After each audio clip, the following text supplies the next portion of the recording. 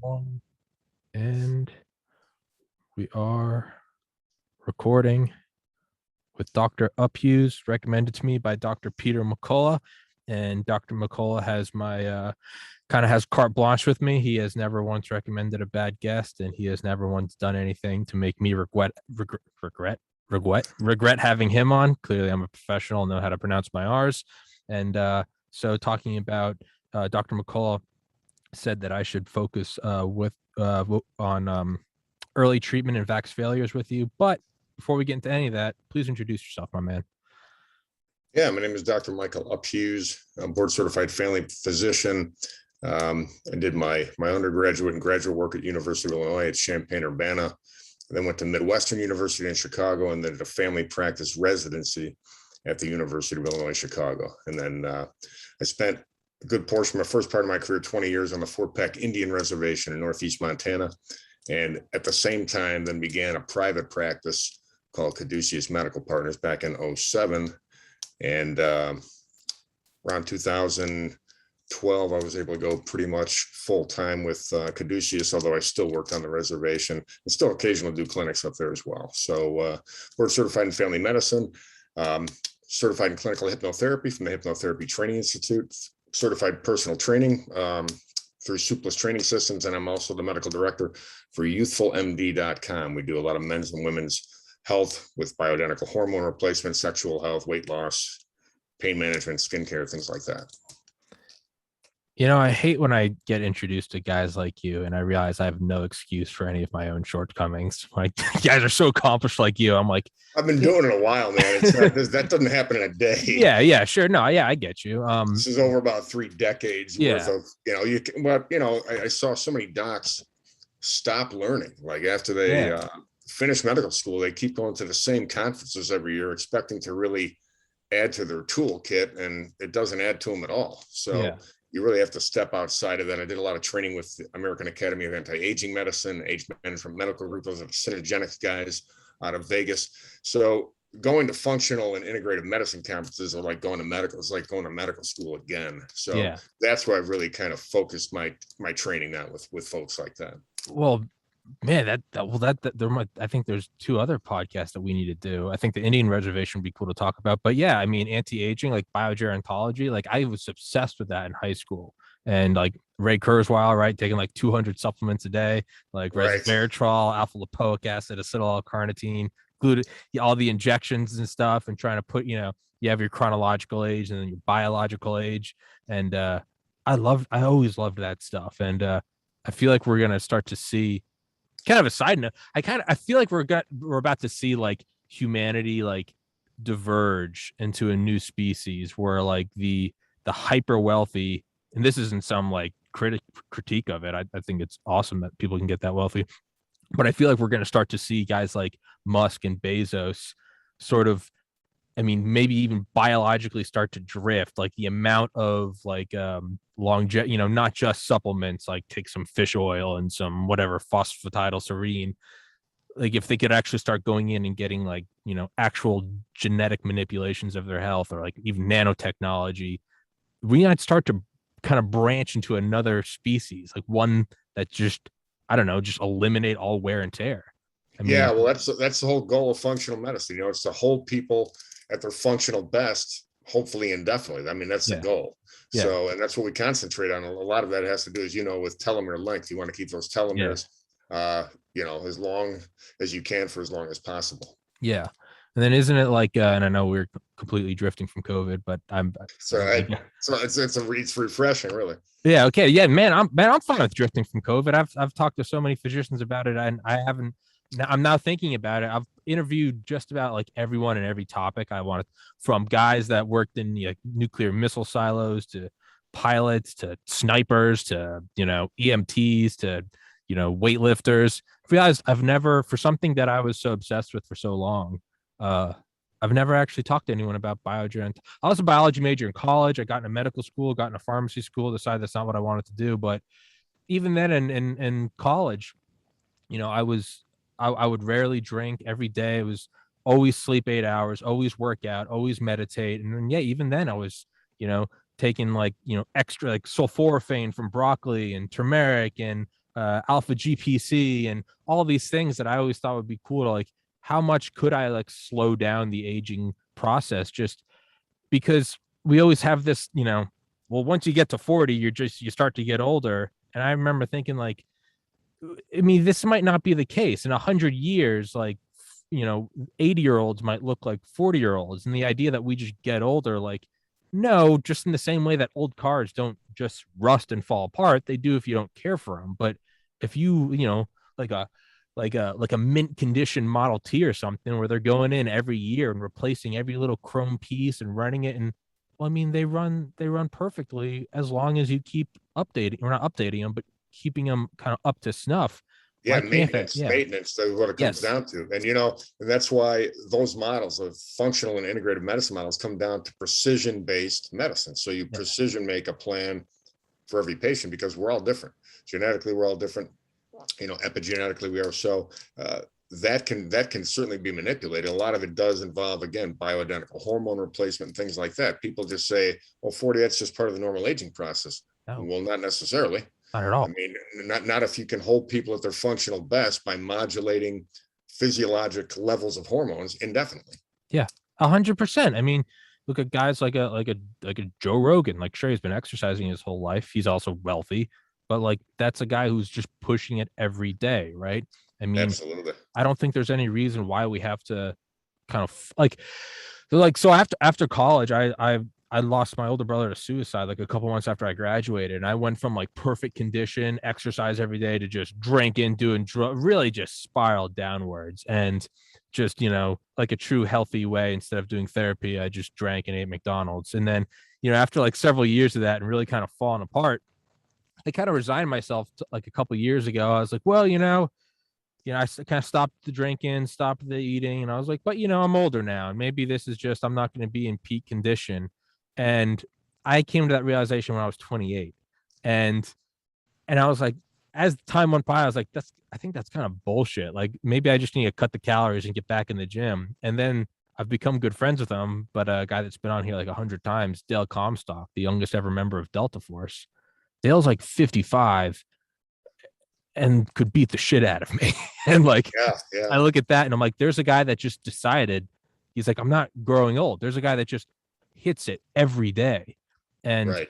I don't think the idea that you just get older, it's just the way the cookie crumbles. Like, I don't think so. I mean, I think there's a ton of science behind it, and it's a lot more complicated than, lubing up a Model T, right? 100 trillion cells all working in synchronization. But like, why does it have to be that? Why does an amputee, or why does a wound on a battlefield have to equal sepsis and death? Like, why can't we get penicillin? Why can't we have the antiseptic technique? How come man will never fly? Like, well, forever it was that way, and now you can just hop on a 747 for what, like a couple $100.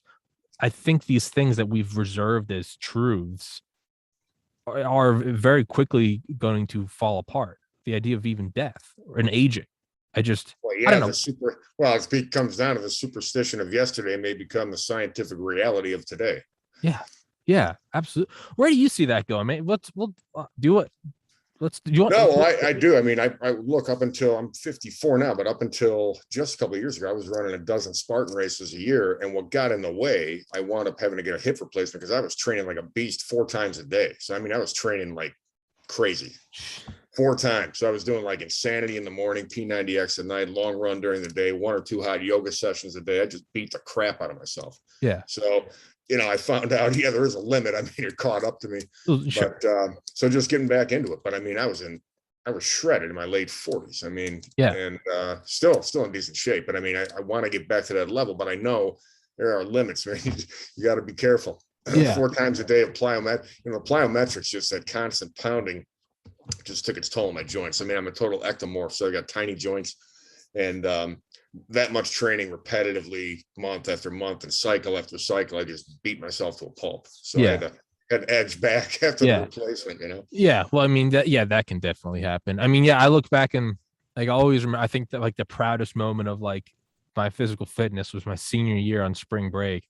And I remember we saw like one of the football players from UGA, they're like celebrities there. And I remember like and we were just pissed drunk on the beach in Panama City. And I don't pay attention to any sports like ever, right? And I remember all my friends were, they're so and so, and like I didn't recognize. I remember he came up to me and he started talking to me because he thought I was like a redshirt freshman. Because he thought I was going to be like, and that was like the biggest compliment to my physique. And I was like, no, man, I'm a senior. Like I'm about to graduate. I'm going to medical school. But I remember that was like, and then I've always looked back and be like, well, maybe that's just yesteryear. And yes, at 31 as opposed to 21, I find I have to diet a lot harder to lose weight. I can't just get shit faced on Friday and then work out 6 days a week. I'm like, if I have pizza one week, like one weekend, it's going to take me like 2 weeks to kind of get back down to whatever my previous weight was. So I can already see my own limited experience that the body does slow down. But I'm also realizing like, so much of it is just your own mental resignation versus like how bad do you want, and versus yeah, sure, you get a hip replacement, like that's a bigger kind of wrench in the system, but so much of it is like, are you resigning yourself to like, well, I guess I'm just old now, versus like, are you sure that's not an excuse? Like, Yeah, that's just giving up. That's just totally giving up. And you look yeah, at some of the guys coming back from overseas, amputees and so forth. They're in races. So those guys are super inspiring. I saw those guys in some of the Spartan races I ran. It was amazing to be alongside those guys. I mean, you talk about guts, my God. yeah, There's like no quit in guys like that. yeah. One of the guys I've had on here, Sebastian, I can never pronounce his last name, but he's like 2 years younger than me and lost his arm in Iraq, and he's got this whole prosthetic, this like aluminum prosthetic. But every day there's posting videos on Instagram, and it's him working out, and he'll take the arm off, and he's kind of got like the remnants of his like deltoid, and he'll just take straps and hook on weights to that, and he'll just be doing these guys super inspiring, man. Yeah, and I see that, and I'm like, what the hell is my excuse? I'm like, oh, I've got a little bit of a belly, and I'm like, this guy is just like, he doesn't have an arm, and he's just, screw it, let's do it. And I'm like, Jesus. But do you think now, is it going to start like running away in one direction, right? I mean, how do I word this? Like it's like, how much do you want to go? Like my dad had like a TR6 sports car for like, I don't know, like 10 years, maybe more. And it was like nice and just like nice little kind of, revving it up and stuff, versus like a Jay Leno, right? Who can really flesh it out into getting any car he wants, has like a whole hangar full. Are we going to start seeing, or like you get an Xbox and it's just kind of like, yeah, it's just the run of the mill. You go pick it up from Walmart, versus like a $10,000 like wraparound monitor gaming system for people who like that's their bread and butter. Are we going to see that with like biogerontology? Are we going to see a guy like me who maybe takes a handful of supplements a day versus like someone that has billions of dollars and could, hire a whole fleet of doctors to take care of them? Do you think we're going to start to see? Yeah, some of these guys. Yeah, these guys, and they're already doing it. I have a buddy who goes out to, he's in Vegas, but goes to California, and he's doing PRP stem cell injections for folks like that. But again, those are people with like an open checkbook, so they can afford it, Yeah. Do you think, but I mean, how are we at, because isn't it like Ray Kurzweil, I think he called it like the escape velocity, where it's like, if you can stay alive long enough to where they add like a year of lifespan for every year you're alive or something, you can kind of hit that escape velocity to where. Yeah, and already at the conferences we're talking about having, people living to 150 being, physiologically still at the peak. Yeah, it's pretty amazing to think about. Yeah, and that's the other thing, is like you said, like peak functionality. That doesn't mean pushing it to 120, but you've been in bed since 80. Like, no, right. Like living a life that, at the risk of getting dark, like a life worth living, right? As opposed to just physiologically. It comes down to having a functional. It's not just existing; it's living at a highly functional level. That's what it's really about. Do you think the first person to like push 150? Do you think they're alive right now? They may be. So what they suggest at some of the precision-based medical conferences we go to, yeah, especially if you get your genes tested and so forth, and we can precision, manipulate that to hold you at your physiologic best. It's possible. Do you think Bezos is just going to push like 500 years or something? I don't know if he's going to be Methuselah or not, but guys like that with unlimited resources, that's what I mean. I wouldn't be surprised anymore. That's Because what I these mean. guys have unlimited resources. Oh yeah, and I mean, as of today, Sunday, October 31st, 2021, Elon Musk is sitting at 300 billion. I mean, in the same way that it's like if you had unlimited resources, you could build any plane you want, and then you're at a Groom Lake in Nevada, and the Department of Defense is like, well, just how much do you need? We Right. want this plane to be invisible, and you're like, oh, we really do have, okay, sure, yeah, $2 billion a piece, we'll do it. How we want 10 of them. Okay, like let's Yeah, no problem. yeah, B2 Spirit stuff. Like, all right, well, if this is what you really want, let's do it. I feel like that's what's gonna. Do you think now? Kurzweil always talked about like the three bridges, and like the first was like supplements, the second was what was I think the first was supplements, and the second was genetics, and then I think the third, maybe it was four bridges. Third might have been stem cell and like organ regeneration, and then the fourth was like nanotechnology. Are we going to see a jump from just talking about editing genes to where it's no longer you have to have this cocktail of all the supplements and the injections and the IV drips to where you could actually start to go in like those freak cows where they're like they'll turn off like the genes that hold on to fat, and they'll turn on like the muscle growth ones that are active when we're like infants, and you kind of just see those Sylvester Stallone looking cows. Yeah, and Is that's what they're talking about, manipulating these things to a T precisely. Yeah.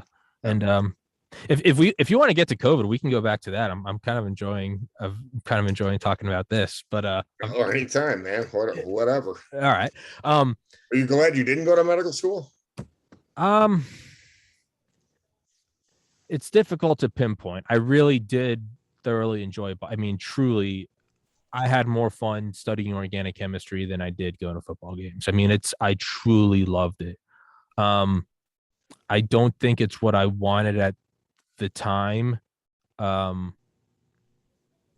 I'm glad I turned it down. It's the thing I'm most proud of that I got in. I scored in the top 4% on the MCAT. I published toxicology research, but I think I felt I had to explore more. And then it didn't help losing a brother to suicide a couple months later, but it really did allow me to. I had this feeling that that I got into medical school, and I remember like the day I took the MCAT and I came home like back to the apartment in Athens, Georgia. And it was like all my friends had just graduated like a couple weeks prior. I had an extra semester to do. And I remember I came back, like knew I aced it, just felt it in my bones. And I came back and I was like, it's time to like party. And there was just like no one in the apartment. And there was this feeling of like, am I going to blink my eyes and be like, I'm retiring from being a physician? It's time to party. And like everyone I know is dead. And I just had this existential moment of dread. And I remember reading a Maya Angelou quote that said, "There's no greater agony than bearing an untold story." And I was like, "Is this what I really want? Is this what I want, or is this what I think I wanted?" I had always been a terrible student throughout like all my life, so I kind of got my act together. I was very proud of that. I wanted to be a doctor. I wanted the societal status of it. I wanted to know that I did it. Like I did this thing. I had a girlfriend. I was like, this is maybe what I picture as like an ideal life versus is this what I really truly want? And there was something like it was never good enough to get a 90 on a test. I wanted to get a 99. Yeah. There was something in the back of my mind that was just like, what could if I can get into medical school, like what else could I do? Like how far could I go? And I mean, I took a leap of faith, man. I kind of jumped into the void. My life fell apart. I moved home to my parents' house in 2016. No social life, no nothing. Taught myself graphic design for several years, got very good at that. And in December 2019, started this podcast. And I really feel like I've hit my stride with it. And so in this sense that it's sort of started to work out, like I'm making enough money to at least live in an apartment.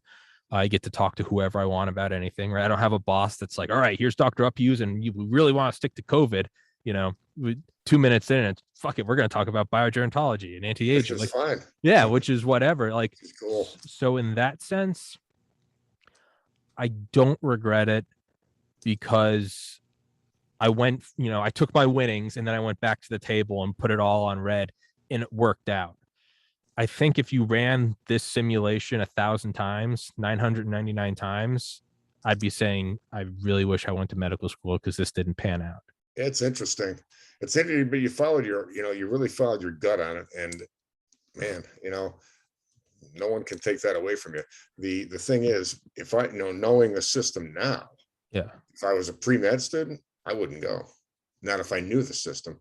Really? Yeah, absolutely. Not now. I mean, back when I got into it, it was still great. And I worked on an Indian reservation, which meant you do what you have to do for your Yeah. patients, because anyone on any given day, you're in only a 12-bed hospital in the middle of nowhere. Yeah. They can come in with anything from multiple car rollover, a gunshot, a knifing, or just an earache, but you're on for it, and you can't just send them down the hall to your local orthopedic surgeon or trauma surgeon. You're the trauma team, you and 2 nurses. So it really pushes you outside of your comfort zone, which is exactly why I went, because the reason I went into medicine was my pediatrician as a kid. So he would come to your house, he'd come out on a Sunday, put you on the kitchen table, examine you, write a prescription, and it's $5, or something like that. But I wanted to be like him. And so that's why I got into it. And then I knew through some of my elective rotations, going to these austere environments, like I went up to Barrow, Alaska, right in the Arctic Ocean, Indian reservations. And that really pushes you way outside your comfort zone and forces you to learn like on the spot. And what's amazing is what goes right. I mean, almost nothing goes wrong, to be honest with you, because you rely on common sense, intuition, and of course your training. And you have to trust in that. And that's what I liked about it. But, going into like a large hospital organization now, I can't even conceive of it, because as we're seeing with this COVID, the administration, the higher ups call the shots. I mean, they basically tell you how to practice. I just wouldn't thrive there. I'd be gone in like 5 seconds. Yeah.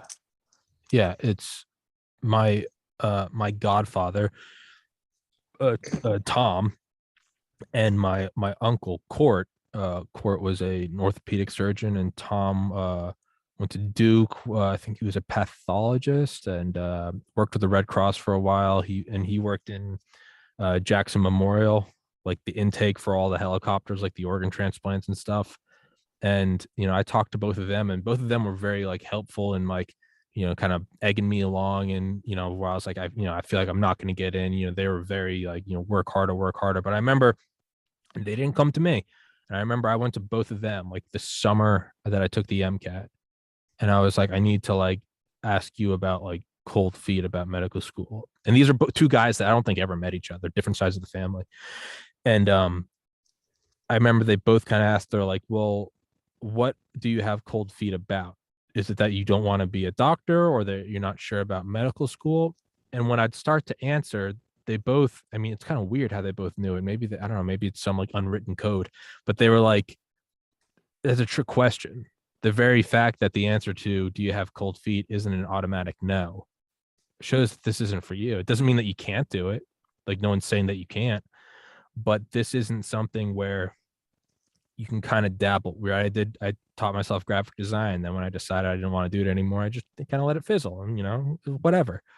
They're like, this isn't that. Like, all the guys we knew, like when they were able to retire, they didn't retire because this is what they loved. This is what they wanted to do.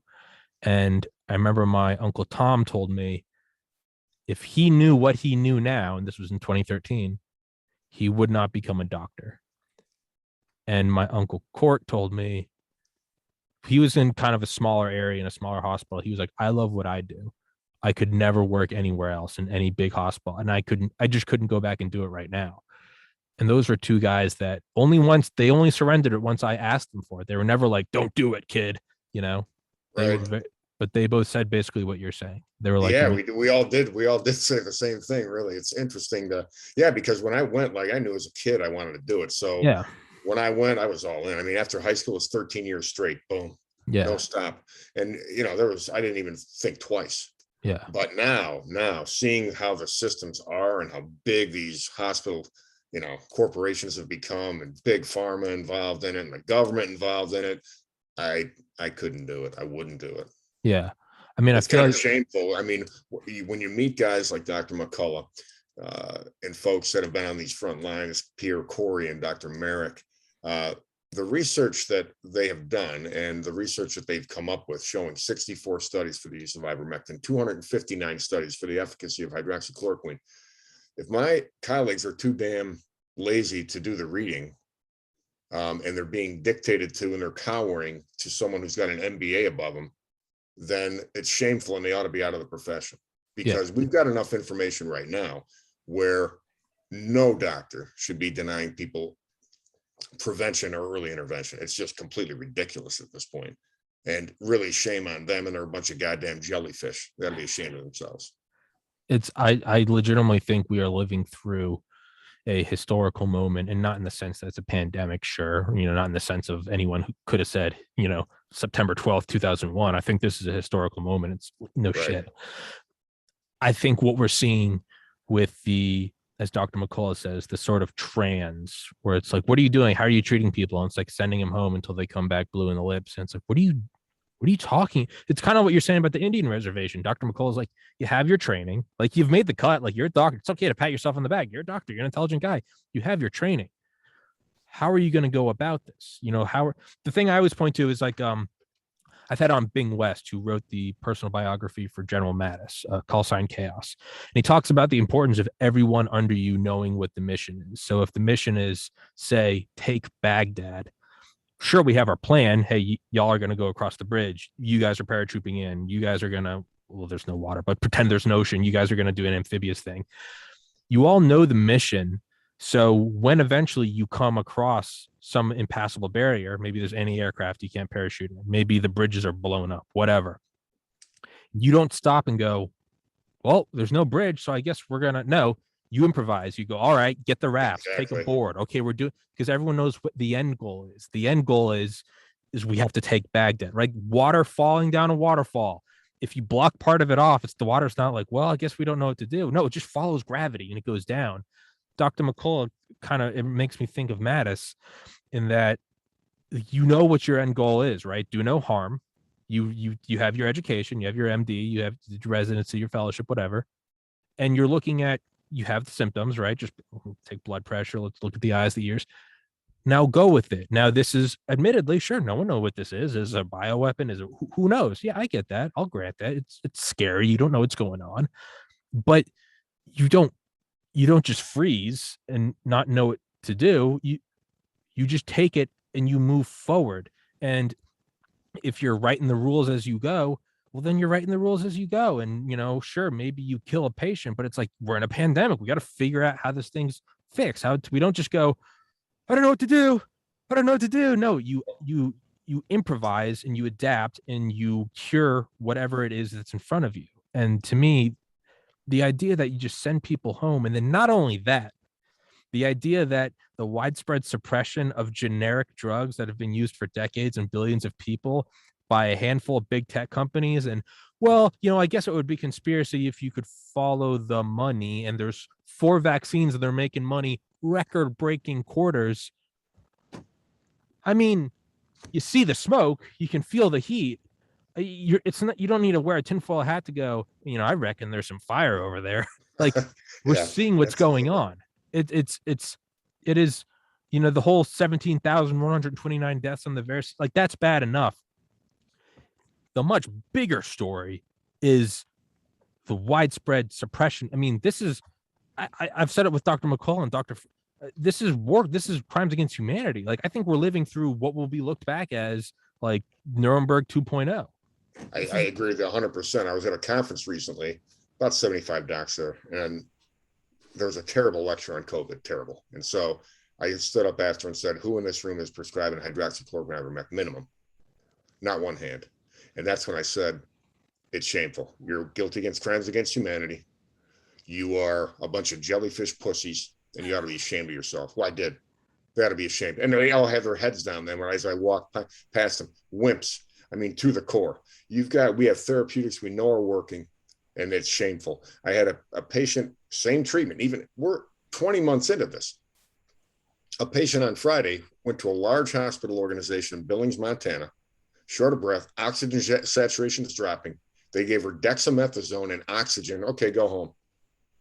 I'm thinking, that's it? That's it. double pneumonia, no antibiotic, no anything, no Zithromax, which I mean that's just almost a knee jerk. Even if it is viral, you could have a superimposed bacterial infection. You don't know, but I mean, dexamethasone and oxygen. See you later. Well, she sets an appointment with me. I put her on 8 more medications. 8.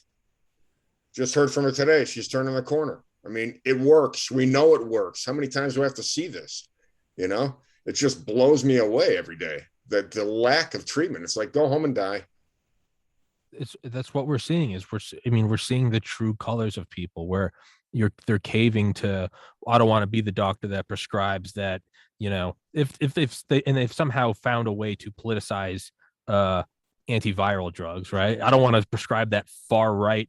What are you talking about? It's an anti-parasite. It's an I saw an article on it today. You're absolutely right. I saw an article. It said far left or far right groups, people that are doctors that are far right prescribe this medication. I'm thinking, wow, this has nothing to do with a political affiliation. It has to do with going over the data and simply prescribing it for a patient in need. That's all it comes down to. Nothing to do with politics. Nothing. It is so mind-boggling. I mean, apolitical. That's apolitical. It's a medical issue. If you want to talk just the medical part of this, that's all I did. Went over the data, read it, use my common sense, and implement. That's it. Yeah. Nothing to do with politics. Yeah. Yeah. Jesus.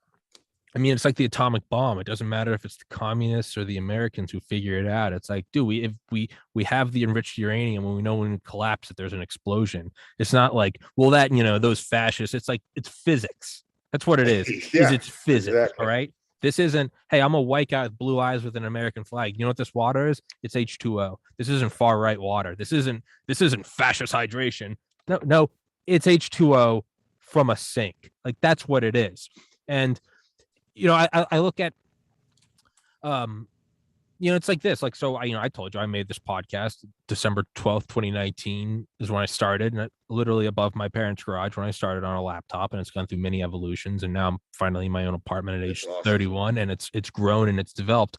But this is something where, when I first started getting suspensions for talking about COVID with doctors, it was only with, if they suspended me because I went on some rant about how COVID is some Illuminati plan by lizard people. Yeah, sure, I get it. Whatever, it's your platform, and you're like, this kid's unhinged. Personally, I don't agree with it. Free speech, but it's also a private company. But I would only talk about COVID, or the only episodes that would get suspended are when I had on physicians. And I was like, well, I'm talking to the doctors, right? And I'd get a suspension here, a suspension there. And I finally was like, this isn't something where I was a successful, established podcaster and I could fall on my sword, but it really didn't have any weight because I was already set and, had money. Like, this is me still living in a tiny 700 square foot apartment, and I have like half my room cordoned off with like moving blankets and sound tiles. And I mean, it looks like I'm building bombs in here. There's literally a maintenance guy in here like 2 weeks ago. And I think they didn't know I was here, and they walked by this room, and one was like, I think a serial killer lives here. And I was like, hey, it's a podcast studio. I'm like, but I look at that, and so this is something where it's like, as it was still a tiny little like fire, in a rainstorm, and I'm protecting it, I very quickly came to this, like, am I going to stop uploading these interviews because YouTube's censoring me and kicking me off and telling me if I do this again, I'm off for good? And to me, it was my moment of like, no, I'm not a doctor. I'm not prescribing like antivirals, but I was like, if I don't stand for this now, then I'm never going to stand for this. I'll always be making excuses. I'll have to go, I have to get to 1 million subscribers. I have to get to 1 billion. And so I kind of just went in knowing that I was going to get suspended. And, as I interviewed Dr. Malone, Dr. Fareed, and Dr. McCullough, and all these guys, and I kept getting suspensions and finally booted off. And it's kicked my podcast in the balls. Now I'm on Rumble and BitChute, and people can't even find it. And they're like, why aren't you on YouTube? And I'm like, I got kicked off for interviewing a doctor, and it sucks. And I've lost 99% of my viewership, and I'm having to build this thing back up from the ground. But it's something that I can, much like you said, I listen to my gut, and that's something no one can take away from me. This is something no one can take away from me. And it's one thing, politics, sure, whatever, it's whatever. When in my gut, I have these doctors saying, These are crimes against humanity. This is, this is a coordinated conspiracy to suppress generic medication so these companies can make billions in profit.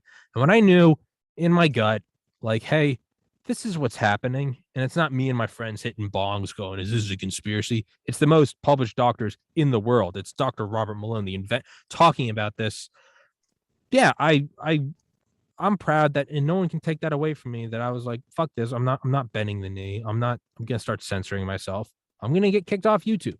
And that sucks. And I've lost guests since then because all they see is, I send them a hyperlink and they're like, this channel's been terminated. They don't want to be associated with me. They probably think I'm up here using racial slurs or something. And it sucks. But man, just like you walking around calling these guys spineless pussies, like, at least I know what I stand for. And when eventually it does come out in months or years or decades, everything that's going on in 2020 and 2021, and every media company that's been complicit, every, Sanjay Gupta going, it's a horse medication. What are you doing? You know what? At least I can stand here. It's like that picture of all those like Nazis saluting, and there's one with his arms crossed, and it's like, be that guy. You know what? At least I know that in my heart, I was that guy. I said, fuck it. No, I'm going to say what I know is true, which is why I'll continue to interview doctors such as yourself. I don't really know where we're going now, but. Well, no, I'll tell you, but I mean, Rogan really called out Gupta, and that's the thing. It's like, it's what I've been stunned about this whole time is, it's like, who are the only docs you can interview? Like Gupta and Fauci?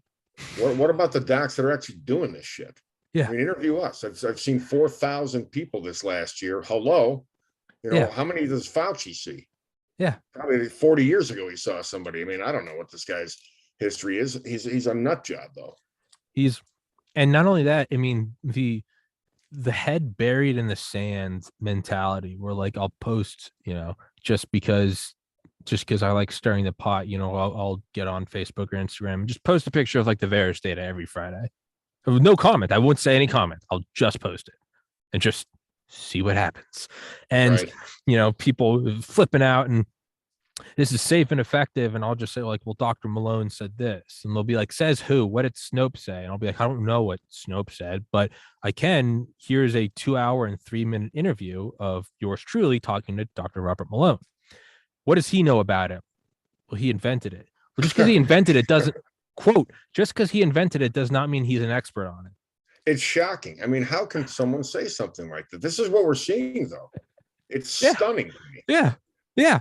Post an interview with McCullough, and they're like, well, who's this guy? Did he invent it? And I'm like, no, he's the most published cardiologist in world history. And they're like, what does this have to do with the vaccine? I'm like, myocarditis. What do you mean? What does this have to do? It's stunning to me. Well, what did Anthony Fauci say?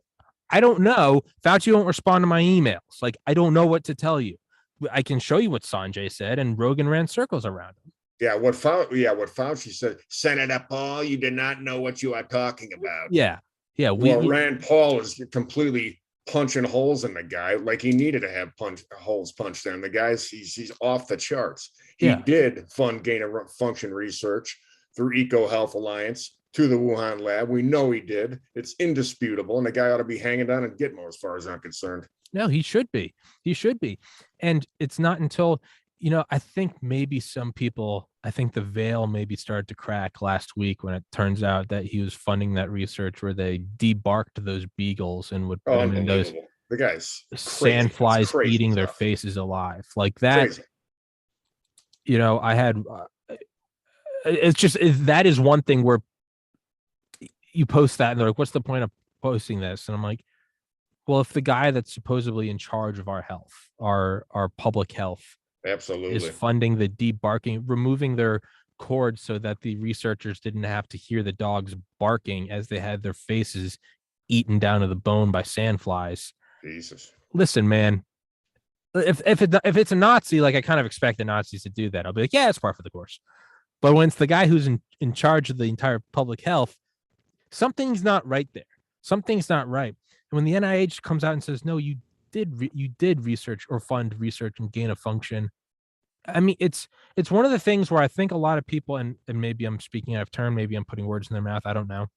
I am painting with a broad brush, but I think a lot of it is you almost don't want to conclude what it must mean, right? When you start to go profits, suppression of ivermectin, Why are they doing it? Why it won the Nobel Peace Prize in 2015? What it's been used all around the world for billions of people, and what these companies, Moderna and Pfizer, are doubling in market cap. They're making billions of. It's all. It starts to. I always use this example. It's like when they liberated Ordruf, the first concentration camp they found. That's bad enough to see that it wasn't just a killing pit, that it was an actual whole system. Imagine the real hairs on their necks when they realized that this wasn't the only one. This wasn't even the biggest one by a long shot.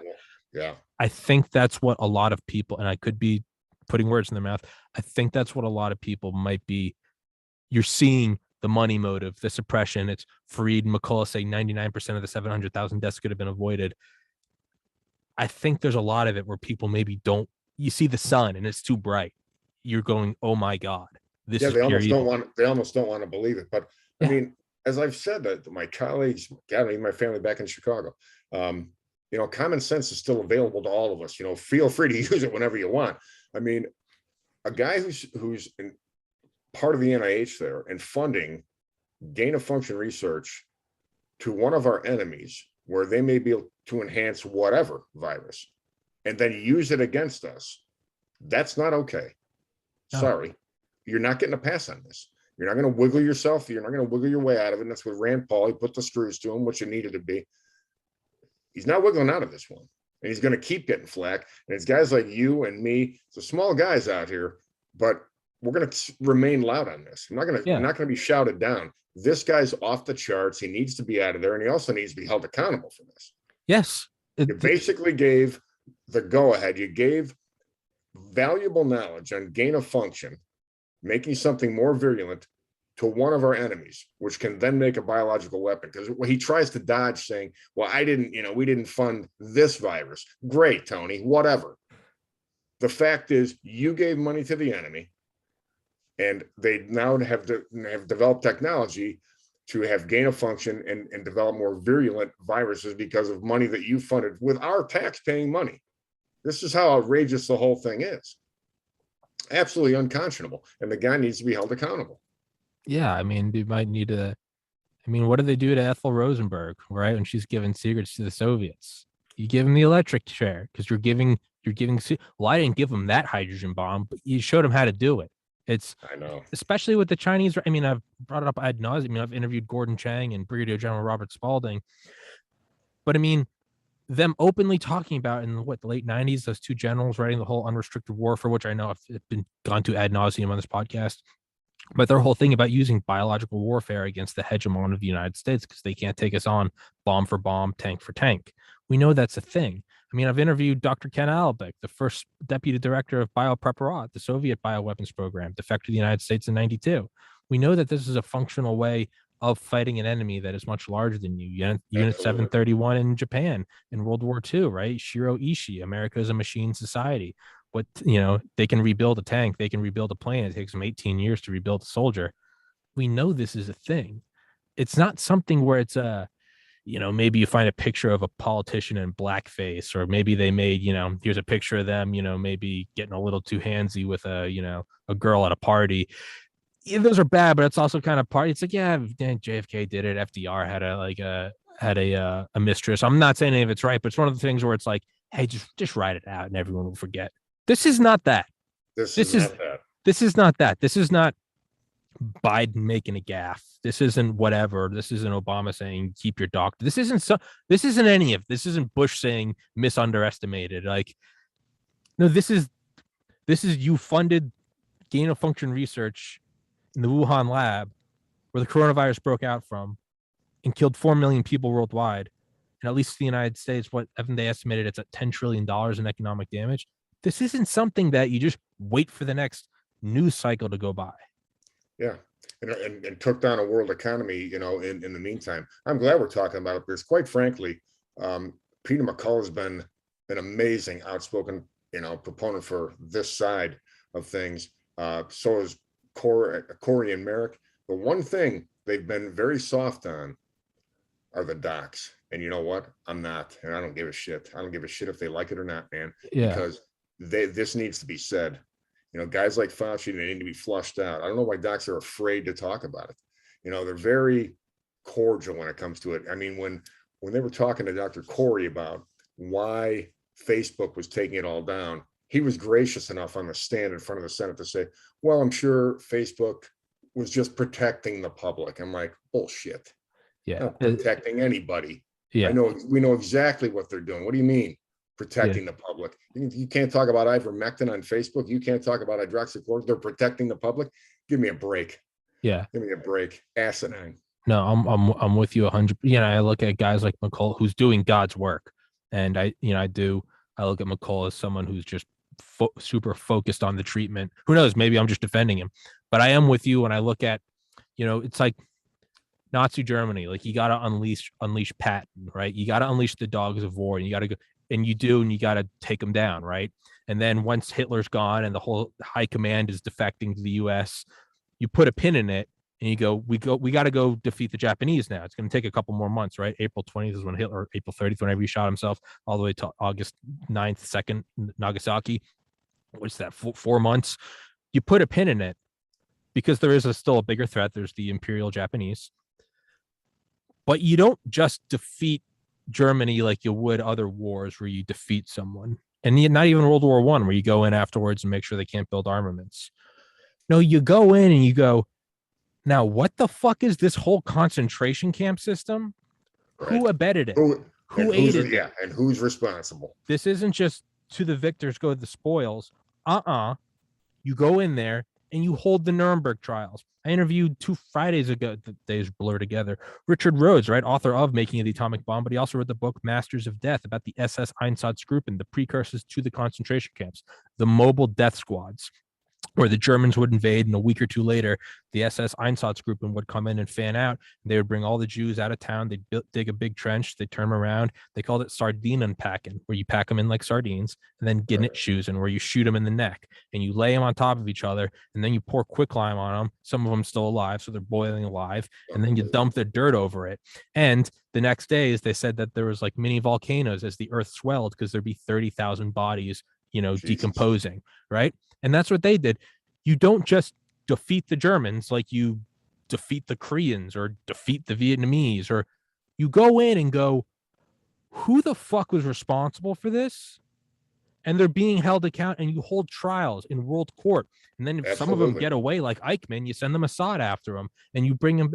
This isn't something where we just go, war is hell. No. This was something different. This was a coordinated train system with serial numbers, and they incinerated Jews by the millions, and Gypsies and Sinti and Roma. This, I'm with you on this, is, I used to kind of always go after the vaccine story, the VAERS. And then as I moved from that, I was like, there is a much, much bigger story here. And it's the suppression. VAERS is bad, but it's also, there's free will in that. If you want the vaccine, you can go get it. Now, granted, there's coercion and stuff with mandates. I'm not trying to go down that rabbit hole.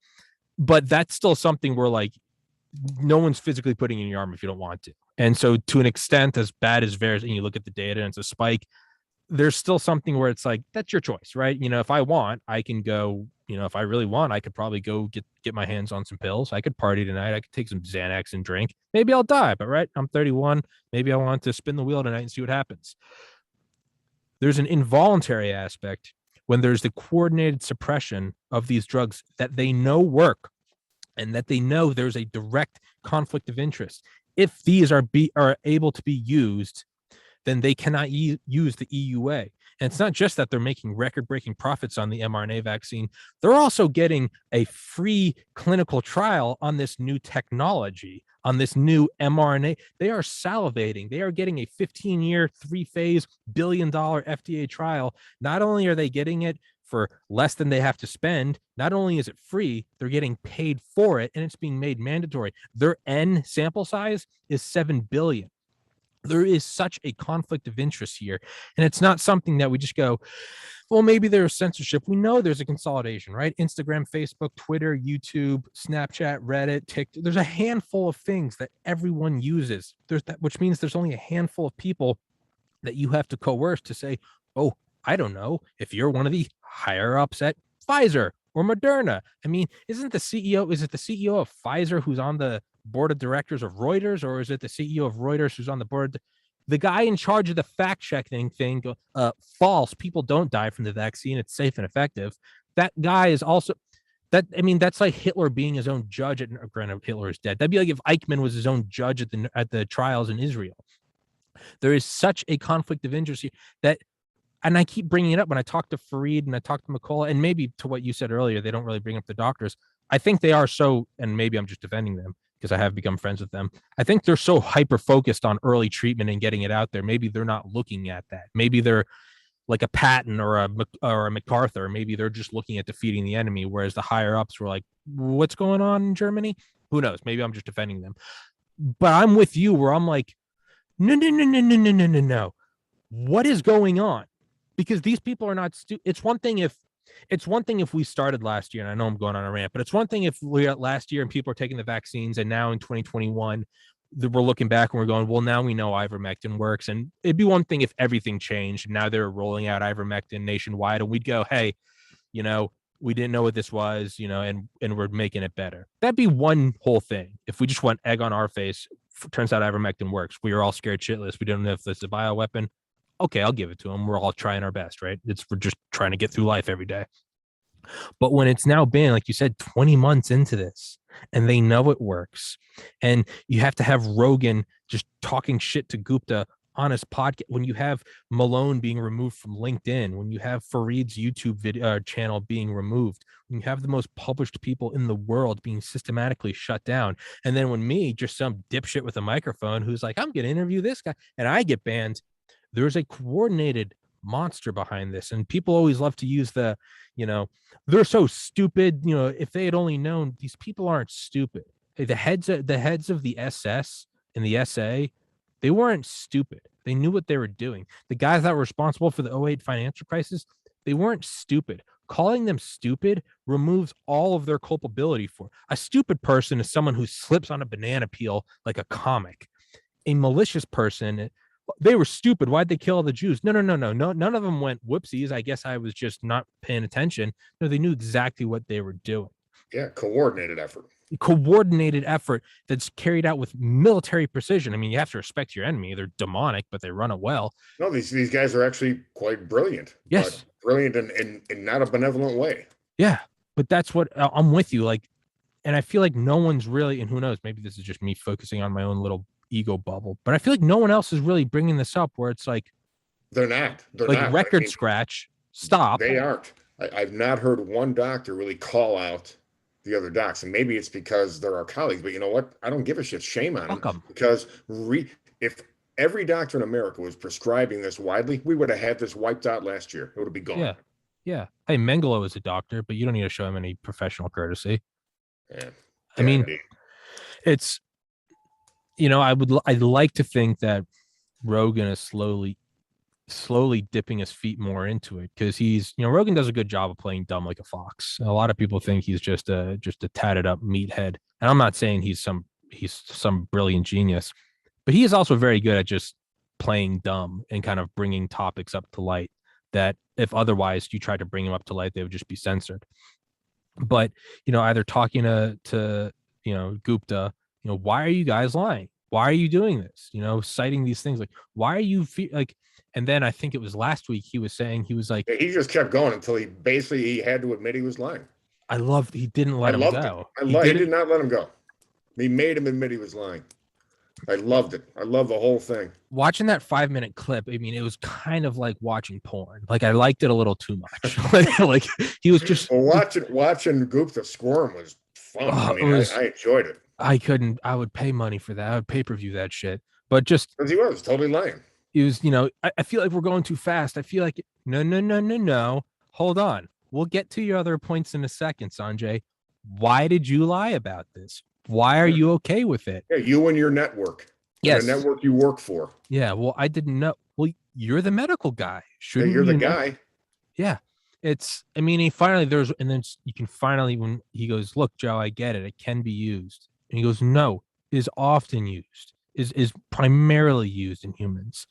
And I couldn't say which one it was, but it was like a week ago I saw a clip of Rogan, but he's kind of waltzing out this idea. Maybe it's slowly coming into the public eye, but he goes, if I could guess why they're censoring everything about ivermectin, it's not that they care. He goes, I think it might have to do something with the EUA and with the amount of money they're making. So it seems like Rogan's starting to slowly walk that idea out, which I hope he does. But it's, I mean, I feel like I'm kind of going insane when I'm like, is no one else is no one else like, are we not going to talk about who's behind this? Who's behind shutting down all conversation about ivermectin and hydroxychloroquine? There's 700. I mean, I looked it up the other day just to be sure. I think there was 415,000 U.S. deaths from World War II. We're at 700 plus, 800 plus, more than that. And these guys are making money off of it. Like, what is going on? And this isn't, well, that was a pandemic and we just really didn't know what was going. No, there needs to be trials. These people need to be fucking hung. They do. And I look back to 1976. Remember the swine flu vaccine got released. 26 deaths. They took it off the market. Yeah. We don't even know how many tens of thousands of deaths. And their response is, well, we don't know that we can attribute it to the vaccine. Thinking, holy shit, people. How many is it going to take? You've got like 880,000 adverse events recorded right now. What's it going to take? You need 1.5 million, 2 million, 3. I mean, what's it going to take? It's just stunning to me. I don't know what it's, I mean, I feel like at this point it's going to have to be some like pharma whistleblower, someone with like a crisis of conscience, like, because it seems like the whole thing is just kind of getting buttoned up and swept into the rearview mirror. Well, they approve 5 to 11-year-olds now. It's like there's no end. There's no end to it. And man, another part of me is just like, we get what we fucking deserve. Like, if no one's going to talk about it, like, you know, if you give up liberty for safety, you deserve neither. Right. I feel like that's where we are. If no one's going to question it, if we are, but that comes to that Reagan quote too. You know, evil is powerless if the good are unafraid, and that's where I feel guys like McCullough and me and all these guys involved come in, and they're like, well, "You're willing to like risk your career and everything on this?" I'm like, "We'll take it right down to the Second Amendment if we have to." Yeah, yeah, that's right. where I'm at. I mean, that's where I'm at. No, it's. I mean, I remember simple. When Malone came on here, you know, I think there was like a maintenance guy, and I literally was like, I mean, I'm not even half sure if that's not like a Pfizer mercenary. And he was like, well, you know, we're joking about it. I've accepted that I'm like, I mean, Malone hasn't even been on Rogan. I mean, there are times where I'm like, do you know how easy it would be for them to just fucking shoot me? Do you know how fucking easy that would be? I mean, I'm friends with Delta Force guys. Like, why couldn't Pfizer get in touch with them? Why wouldn't they? If I'm getting in the way of their money. But no, that's where I am, where I started this podcast because I wanted to make money, like laughing and having fun, which I am. I mean, I'm having a blast. I still talk to my friends, but like I had no intentions of this becoming some COVID podcast. Like, no one, nothing about it was ever supposed to be that. Like, I want to talk about like the new Xbox and when Grand Theft Auto 6 is going to come out. Like, you know, I'm not, you know. Yeah, you could never have predicted it.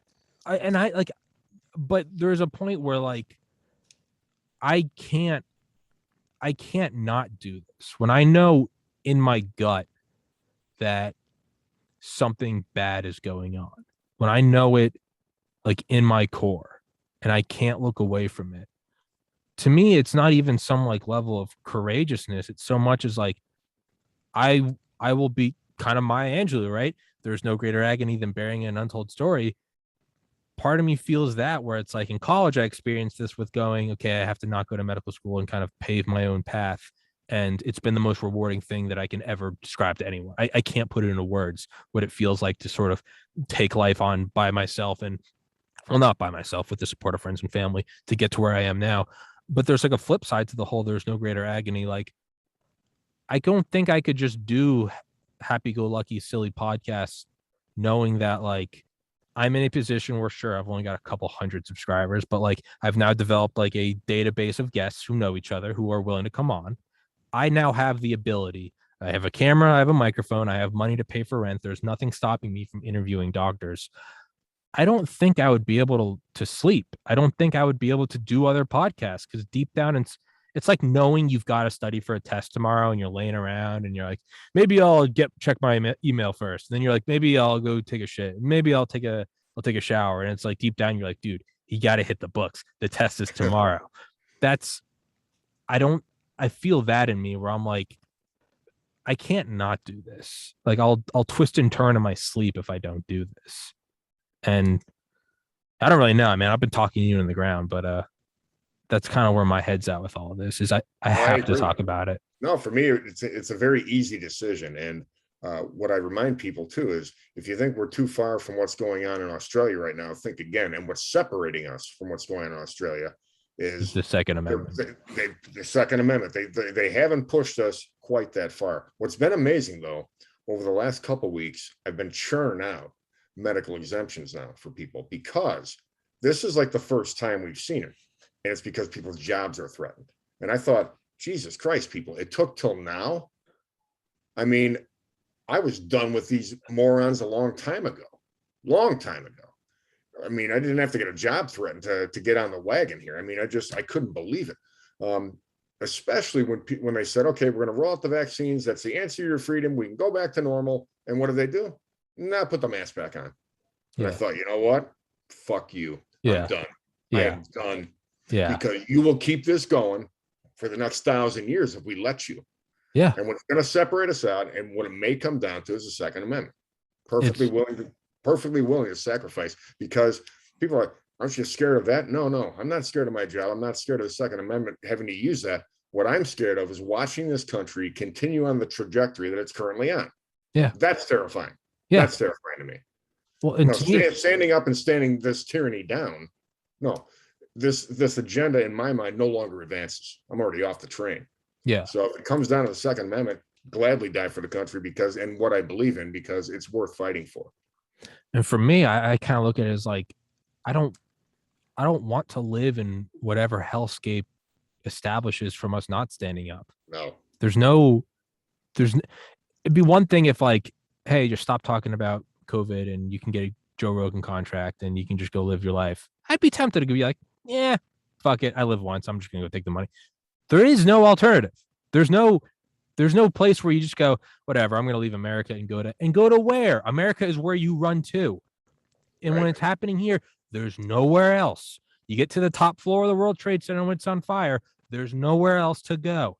And that's where my mind is right now. And because I have had trouble with the law on this podcast before, not even kidding, I'm not calling for violence. I'm not inciting violence.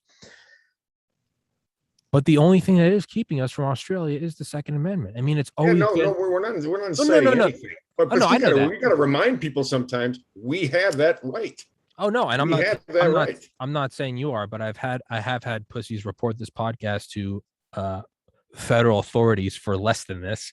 So, but no, it's at a certain point you have to go, whoa, what do I stand up for? You know, it was always like the running, like, you know, kind of gimmick, like, what, you think the government's going to take over if you give them your weapons? And like, you say it and they're like, it's not going to happen.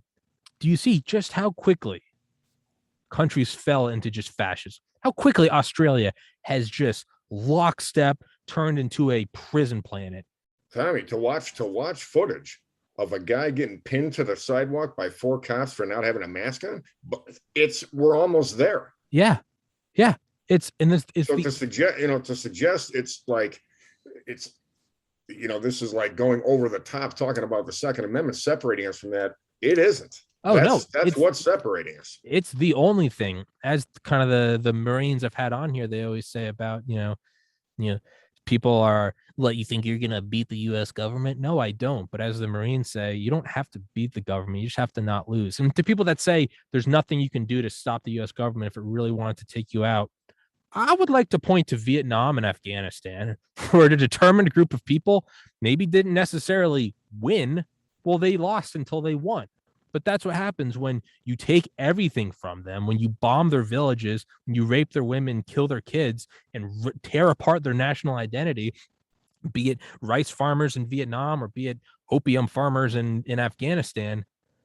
Eventually, they don't have to win. They just have to not lose, because we're not going to nuke them. No one makes money in nuclear war. That's kind of the limiting reagent of the war machine, is that no one makes money. No one wants to rule over an irradiated wasteland. You can't go in and take the oil if everything's laced with cobalt and strontium. So sure, they could bomb you into the Stone Age, right? I mean, Operation Linebacker, or shock and awe. Yeah. Uh, Shocking, yeah, they can go in with fleets of B. I'm not saying that they can't, level a country, but the idea that that's not what's separating us, that's exactly what's, because it's very easy to just go, oh, the U.S. We got to remember, the U.S. military are guys just like you and I. The National Guard are guys just like you and I. I don't think they want to be knocking on door to door going, here are people who rightfully believe that they are now at the final straw, where if they give these guns up, it's over.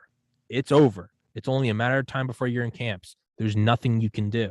And this isn't some theoretical discussion. This is what's happening in Australia right now. That's the only thing that's keeping us from that. They're doing mandates. They're fucking around with stuff, and it's bad now. But there is a precipice that it can go up to, and then it goes over, and it's going to be horrific. And I mean, I've said it before on this podcast, man, if that wasn't some 12-dimensional chess looking ahead 250 years and being no matter what, they need guns. Just no matter what. I mean, Bill Belichick and Tom Brady can't see that far ahead, and they're pretty good at reading signs on a field. The founding fathers are, I mean, Christ in heaven, brilliant, absolutely brilliant. It's unbelievable. It's incredible that it's right. Tyranny might come in the form of civil war. It might come in the form of Nazis. It might come in the form of the Red Scare. It might come in the form of Al Qaeda, or might come in the form of the CDC. Man, they looked ahead, and it's, hey, credit where credit's due. God damn, they were brilliant. It is, but and I know I've kept you for an hour and 15. Just let me know if you need to go. But you could do like 15 more minutes, and then we'll wrap this one up. Yeah, I'd love to do one too on the reservation work, because I would really love to. I've been working on a book called Res Doc, because it's crazy shit happens on a reservation. So that would be a fun podcast for another day. I would absolutely love to, man. But I do have hope for how things are going right now. To go back to General Mattis, it's one of his quotes was, they kind of go hand in hand. One of them is, if you have not read hundreds of historical books, you're functionally illiterate. And I mean, I've taken down probably at least 100 historical books on Audible since I started this podcast. His other quote is, intuition is subconscious pattern recognition, nothing more, nothing less, to where you just read something and maybe you don't know, but you just feel it in your gut. Like, I've had some of the Marines say, like, there'll be times where they were on patrol and they just be like, everyone stop. And it's not until like days later that they go, you know what? I think it's when we saw that kid doing this that we realized that this is something that always happens right before an ambush. But the mind just says, stop, stop, stop, stop. Even if you can't, right? Subconscious pattern recognition. There's something, as someone that's been doing 608, 609 episodes, that's, got kicked off YouTube, has had my fingers in the pies and figuring out how all these platforms run. I don't know what it is, but there is some intuition deep in here that's saying that the tide is turning. And the reason why that may sound like an absurd statement is because, well, they're not going to, right? It's that old quote, right? The revolution won't be televised. They're never going to, the people in control of the media and control of censorship aren't going to say there are massive numbers of people defecting from YouTube to Rumble and who hate censorship. They're never going to say that. The Nazi Party was putting out orders up until the day Hitler shot him. I mean, the Nero decree, every German fight to the end, and then he shot himself. And then just like that, the Red Army was there and it was over. They're going to censor up until the very last, until to the 11th hour. Yeah. I mean, literally until fucking Gupta pops himself on air or something. Like, not that I'm wishing, I don't want anyone to be harmed, but like that's so I can feel this undercurrent and I can't put it into words, and perhaps that's hurting my argument. Well, some of it you are seeing, because look at what's going on. Look what happened in New York. They just shut down 26 departments because they won't comply with the vaccine mandate. Now I'm seeing a lot of this. There's a lot of pushback right now. People are saying, no, we're done now. We're done. The Chicago we'll police, see, we'll see how far they can push these mandates. But people that were going to get vaccinated already have been. How much more they can coerce, I don't think they can, actually. Yeah, and most people are at that limit right now. That Chicago, maybe that's partially what you're feeling. And there's a lot of other weird things. I mean, look at what's going on with the Let's Go Brandon. I mean, it's going on all over America. Like, what other president have they ever done that to? Like, no one. Yeah. I've never seen stuff like this. But it's all these other little things we're seeing happen. And I Yeah. agree with you. It seems like there's a little bit of a turn going right now.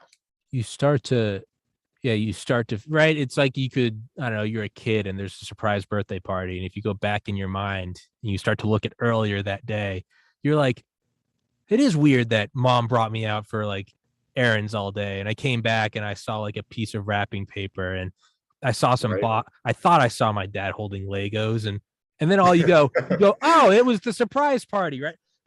I think we're at a point right now where we're going to be looking back and going, that little thing. Yeah. The Yeah, top because five think songs about on it, Tom. Well, because think about it. I mean, you are. I'm getting that same thing, but think about it, even 6 months ago, I didn't feel Yes. like this. I didn't No, no, feel no, like no, this at no, all.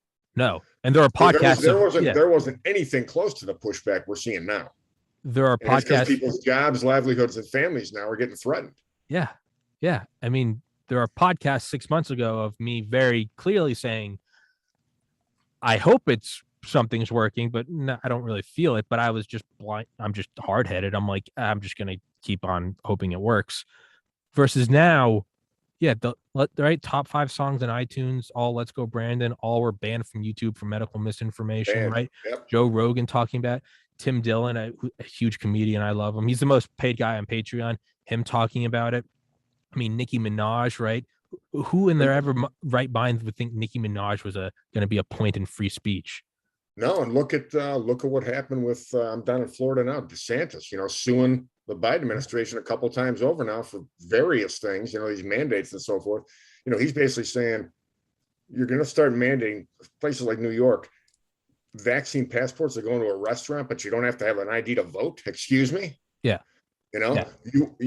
His answer, Biden's answer was going to be vaccinate, the entire population, but you're letting people pour across the southern border that you're not vetting. We don't know. We're not testing them. We don't know what their status is. And you're trying to contain this. Why don't you do your job at the border? Then we'll talk about vaccines. Yeah. No, people, you can't, as Tim Dillon, the comedian, so eloquently said, it's like you don't need to have a PhD in political science.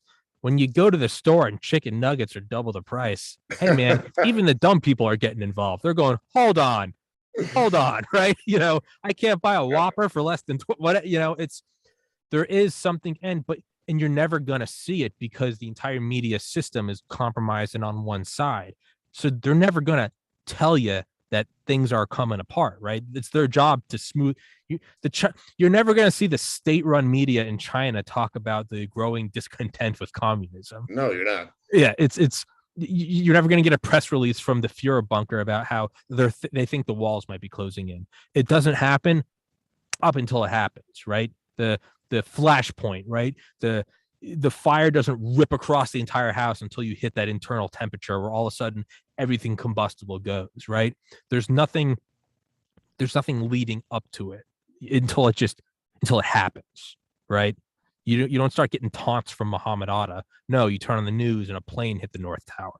Right. There are these flashpoints where things happen. And I'm with you. 6 months ago, I didn't feel this. No, not at all. There's just something. Well, there was no, as I had said early on when they started, quarantine. Well, first of all, someone who's not sick staying home is not a quarantine. Quarantine is a term that's reserved for someone who's verified sick. Telling someone to stay home because you think you came in contact, that's called a mandated house arrest. And I was just amazed early on how people just said, stay home. Oh, okay. Wear a mask. Oh, okay. Roll up your sleeve. Oh, okay. I mean, there comes a point where it's like, no, this is not okay. And when people's jobs got threatened, it was kind of the turning point. Yeah. And it's like you said. Also, we've got the other thing I think that we're also feeling, Tommy, we've got 10 months to look back on. And if anyone thinks we're in better shape right now after this first 10 months, you'd have to have your head so far up your ass, you're looking at your esophagus. Yeah, right. It's that one quote, I'm going to put my hand so far up your ass when you're playing shadow puppets on your tonsils. Exactly. Yeah, but as Rogan said so eloquently on the Sanjay interview, Mr. Gupta, do you understand the importance of this, though? If they're willing to go to if they're going to go to these lengths to lie about a comedian taking horse dewormer, what are they telling us about Syria? Well, to me, when everyone's kind of seeing the medical misinformation bullshit now, these songs are getting banned and they're like, really? Let's go brand. This is about medical misinformation. It starts to, there's only one other thing on YouTube that will get you banned because, like Pokemon, got to catch them all. I didn't just get the COVID suspensions. I also got the other big one. And it's talking about widespread election fraud. And that's something where you start looking at this and going, if they're lying about all this, what else are they lying about? Well, I don't know. The Arizona audit was clean. Wow. Yeah. That's interesting. Yeah. I think a lot of people saw with their eyes an election stop counting in the middle of the night in reverse. And, maybe it's not until you see all the COVID bullshit that you go, oh, they might have been lying about that. And I think the fuck Joe Biden chance, man, to me, that's a bigger barometer than anything. People have had it. And that's part of what we're feeling. You just got to believe it. It's unprecedented. We've never seen anything like this against the president ever. I mean, CNN yesterday covering Biden's approval ratings, just outwardly talking about how bad they are. I don't know, man. I don't know. I mean, I think we're at this crossroads, and like we are either going to take the fork in the road towards like American destiny, or we are going to march lockstep into dystopian tyranny. Yeah, to 1,000 years of darkness if we don't turn it around. I think that's what the next couple of years are, is we are seeing this whole, you get in the time machine and you go back a million years and it's like, don't step on that butterfly or, this is going to directly result in like JFK getting killed. I feel like that's kind of where we are right now. And I always say that as small as my podcast is, every little thing like this, where I'm interviewing you and, my cousins and my parents are going to watch this and maybe it gets shared on Reddit somewhere. Every little tiny thing you do. I love the analogy that Howard Bloom uses. He's a guy I've had on this podcast several times who's been on Joe Rogan. He was Michael Jackson's publicist, but he's also like a brilliant scientist. And he talks about like the point of supersaturation in fluid, where like you can add salt to like whatever, like ethylene glycol or something, and it just dissolves and it, disappears. And you drop it in, it just disappears. It's almost like it's going into a portal somewhere else. But once you hit like a certain molar mass, all of a sudden it turns into this visible structure that takes up like the whole beaker. And all it took was that one last little, and then whoom, the whole thing happened. I can't help but feel that's why I don't feel powerless. Is as small as this podcast is I'm like, how many other tiny podcasts are out there just pushing along? And is it happening in a million other places where it's just another drop of salt? And it's just, we're starting to see kind of the periphery of it, right? The F Joe Biden chance, the iTunes list, what's talking about on Rogan. Like, if these things are starting to break through the veil of total media control, well, the water that comes over the top of the dam, even if it's just a couple of drops, that implies something much, much bigger. When the whole, well, I know this dam is 500 feet tall. Oh, shit. This isn't an inch of water. This is 500 feet, 1 inch of water. That's what I feel is coming. And it just, who knows? Maybe I'm just being optimistic. Maybe my mind is, like your mind dissociating and like, after a shark bites your leg off, maybe my mind is just like, no, we're heading straight towards like Nazi tyranny. So I'm just going to give you the illusion that everything's okay, which if case, shout out brain. Thanks for that defense mechanism. But I don't think there's just little things that on their own don't really stand for anything, but it just feels, And then again, the Southwest employees pushing back. It's all these people pushing back. That's this is kind of a turning point. There are these other things going on, but the real turning point was when people's families, jobs, and way of life got threatened here through these mandates. Yeah, and that was if they all caved, then I agree with you. Then that's a different conversation for a different day. Man, I just hope people hold the line. Yeah, that's a huge thing. Is every totalitarian dictatorship is always known. You can't let the people know that there are numbers. You have to make them think they're alone. It's just you, right? Yeah, they're counting on it. Yes, but they're not being able to do. And I think media, although the internet and interconnectivity, although that's also been their weapon, their ability to censor, it's also not helping when it's like, well, these other platforms, you're seeing videos and, they're like, well, if there's just hardcore winds and every flight in Florida is like delayed and canceled. And it's like, but it's only Southwest. All the other airlines are flying. And people are going, is this about weather or is this a whole bunch of, but I think it happened again with the second company. Yes. I don't remember which was it, United, but it happened again where a different airline company just in the news, I saw shut down 1,000 flights in like one state because of severe winds. And I looked it up, but like Delta was still flying and like like Emirates was still flying. And I was like, well, it's so the whole thing that could be their final downfall is we're seeing that other people are fighting back. And when you see other people doing it and all of a sudden you don't have to be that lone kind of fighter, you draw energy from that. When it's not, if it's just you in a stadium going defense, you feel like an idiot.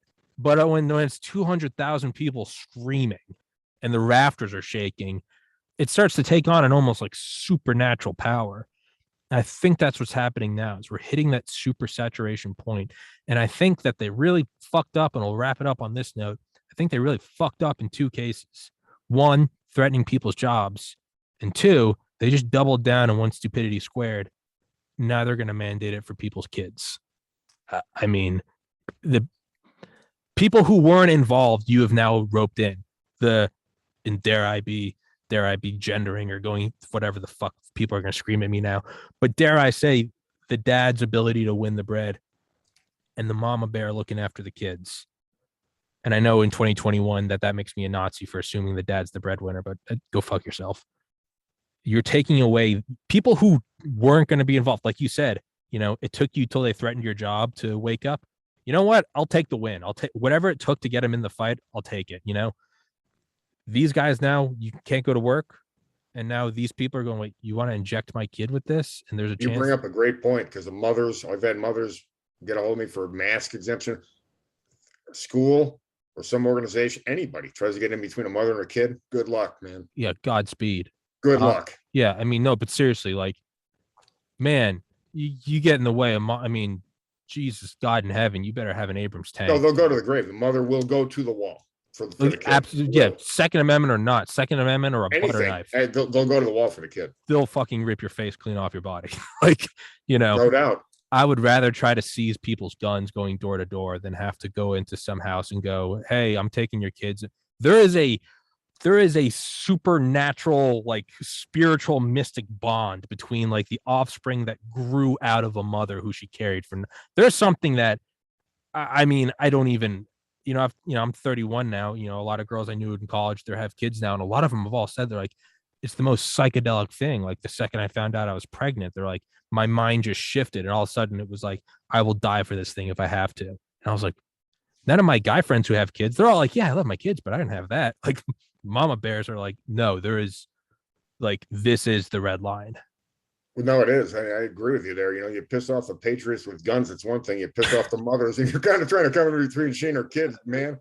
Best of luck to you. It's worse. It's a worse scenario. Yeah, Godspeed, man. I'll go try to seize all those weapons in rural Georgia before I try to get in between a mob. I will go into the town with a Confederate flag and say, hey, I'm here to take your guns before I will go into some fucking house and go, give me your kids. I mean, okay, well, give me your kid and roll up the sleeve and let me inject them. Good luck with that. Yeah. Good luck. Godspeed, guys. I mean, Jesus, you might have to have the Second Amendment people come like take you away from the mother. Like, hey, man, she's going to kill you. Like, we're good. I know we have guns, but she's going to eat you.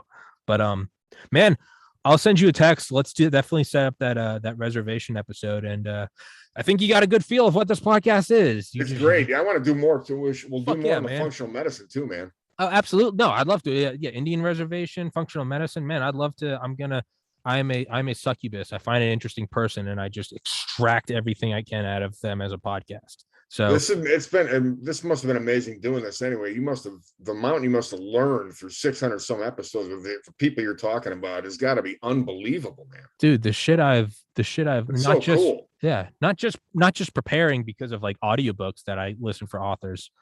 Yeah, just the amount of everyday little things. And it's what Rogan said. He said the single greatest thing, he was like, even above the 9-figure paycheck or whatever, is he's like the crash course in like 100 master's degrees I've got. It's unbelievable.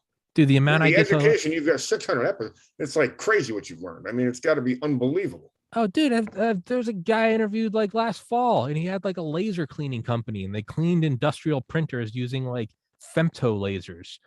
The amount I got to learn it's from, like, what the hell is that? You don't even know what it is. yeah, but it's awesome because I got to learn about that. And he was talking about, he's like, yeah, no, he's like the printers they use to put that artwork on beer bottles. He's like, these have to be cleaned every day. And we go in there with these like NASA lasers and ablate them at the temperature of the sun. And I'm just like, man.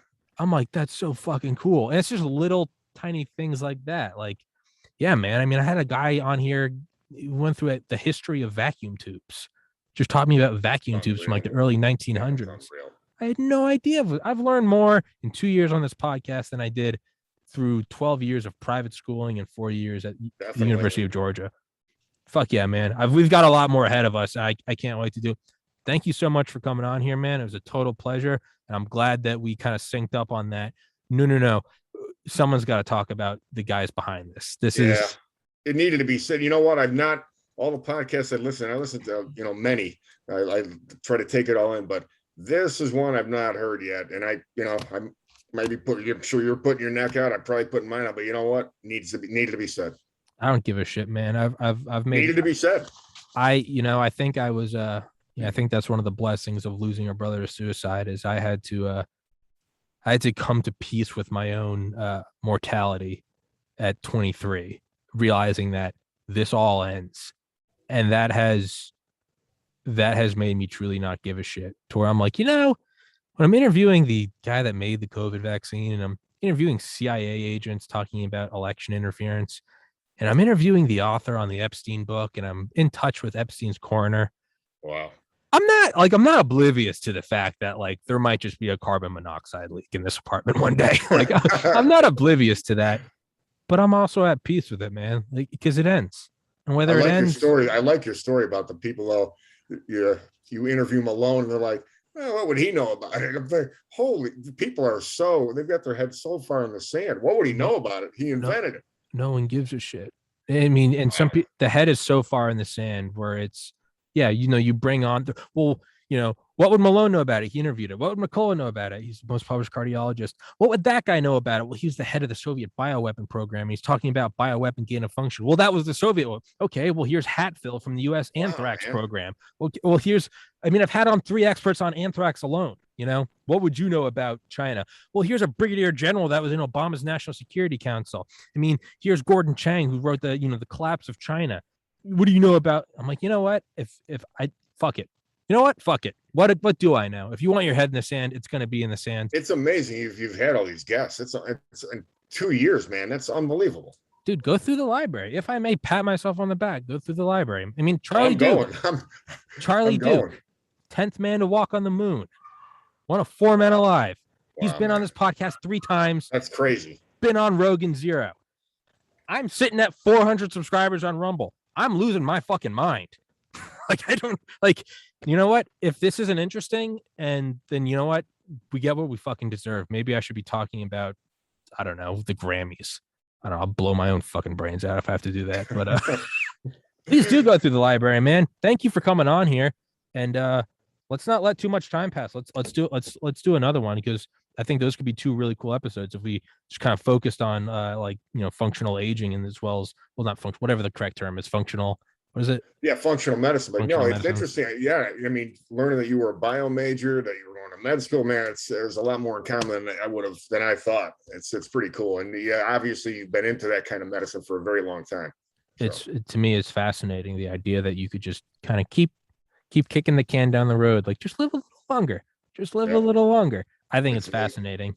And and I think I had never thought about, Indian reservation. That's got to be some like Reno 911 shit. Like it was. Went from Chicago to there, man. It was culture shock. Yeah. When I was doing sweat lodges, medicine lodge, and had an Indian naming ceremony for me, the whole thing. It's really awesome. Something.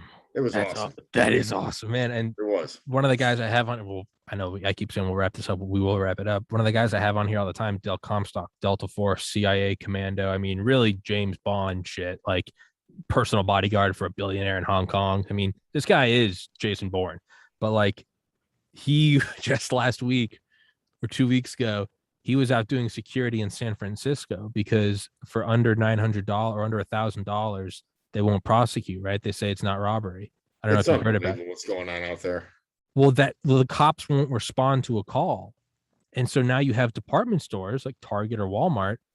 And now these private companies are like, my employees are now at risk. So one of them just went full big dick energy and hired Dale. So they've got some former Delta Force guy out there protecting them. And these looters, man, it's gonna be like some John Wick shit. They have no idea. Like, Dale is not a rent-a-cop. Dale is the guy that you send when you need some other world leader dead. And oh my God. But he's going to be Dale's been on here like 50 times. Dale's going to be coming on talking about his San Francisco Chronicles. So yeah, man. I'll go back for some other episodes and check him out too. That's gonna be fun. Dale Comstock, dude. It's go find any of the episodes with Comstock, and it's absolute. Dale's been out at Area 51 doing security and shit. He's worked with the NSA, nuclear facility security. Crazy stuff. Dale's done shit that I don't think even I know what Dale's done. It's truly black ops. But yeah, man. I'd love to have you back on. Please, I'll send you the Spotify link. Should be up within like an hour, and then all the other ones, Rumble, BitChute, all the video links. Those will be up. And put them. If you can send them to my email, that'd be great. Because then I can also put them out to all the folks I know as well. Please do. That's what I was going to get to. Is absolutely. This podcast has become like guerrilla radio. I cannot get any sort of mainstream traction, so I'm just focusing. No, Tommy, because I've got about.